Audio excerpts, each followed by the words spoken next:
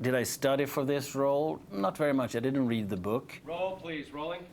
I read some things about psychopaths, which was great because I found out that psychopaths are so good at pretending feelings and putting on a facade that they can fool even psychiatrists, which meant that I could do whatever I wanted. Can I do 3 in a row? You may. Okay. I'll give you the line in. Yeah, just give me the line once and then I'll do 3. Okay. You are so seldom right, it is difficult for me to say yes, but... We all know what Henrik wants. Can we please just do that? Could you wait a little? I'll do 2 more. We all know what Henrik wants. Can we please just do that? Henrik is fighting for his life. 1 more. We all know what Henrik wants. Can we please just do that? Now it's your turn.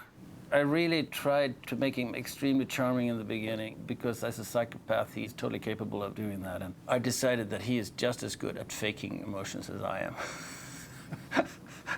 So I let him do that. My family is impossible. It's one of the reasons the company is such a mess. I apologize for my mother's behavior. I'm used to it. It's all right. No, it's not all right. She's a monster. It's got nothing to do with you. It's between her and Henrik. I should never forgive him. Martin is someone who exists in 2 different worlds. He's got, his daily life and he's got his extracurricular activities. That's challenging for an actor, and I think that that's probably why Stellan wanted to do it, was for the challenge. I'll keep my mother away. But please, hurry. And the question was, so what is he like when he doesn't have to have a facade anymore? When he's down in his basement and everything falls off? What comes up, what floats up when he's naked? And that, of course, might look like a totally different person in the film.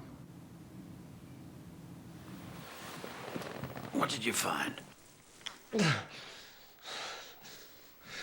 We can talk or we can just get on with it. There's a monologue in it, and I hate monologues. I don't like monologues. I like to interact with other actors. But because of that, it was the thing I really wanted to do, It's a series of scenes, but it's, I'm running the show there for 5 minutes, and I don't like to have that responsibility. The more open you are, the more naive in a way, the easier it is for the audience to like you. The sharper you are, the more you sort of alienate them, I think. 65s. Can't thank you enough for bringing her to me. But of course you can play a scene in a very likable way, or you can play it in a way that repels the audience. But what is more interesting, I think, is to make the audience know your character better than the character knows himself. Because that is what I find interesting when I see characters on film, understanding people. Just to show Martin's meticulousness. If I swept up the broken nuts, we have this little shot. I was just gonna, they had the one, this little stage sweeper. I was just gonna see it over here. Yeah. It's already happened. It has already happened. Yeah. Okay. You gotta keep your playroom clean. Mark! Yeah. Yes, sir. The little stage sweeper on a stick. Yep. I want to see that here with the broken glass. Okay, fantastic. Yep. Make sure it stays. You got it.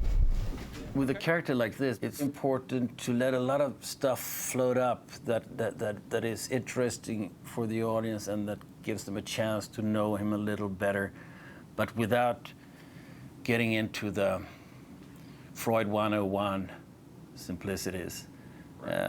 It's just because he was abused as a child.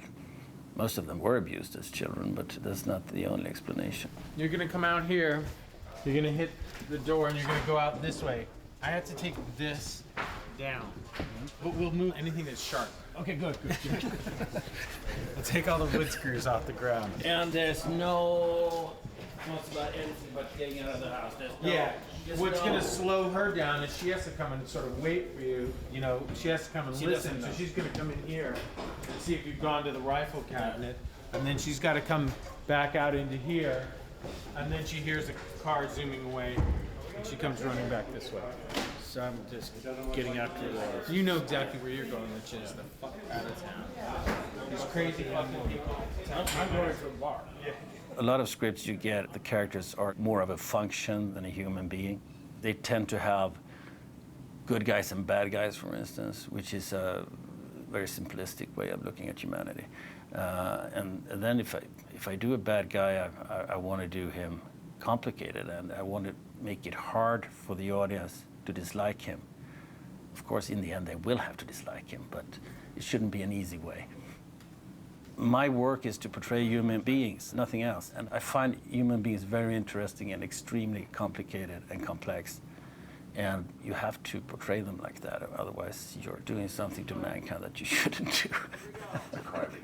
It's a crime against humanity. That's good. I'll end up in Hague if I play it that way.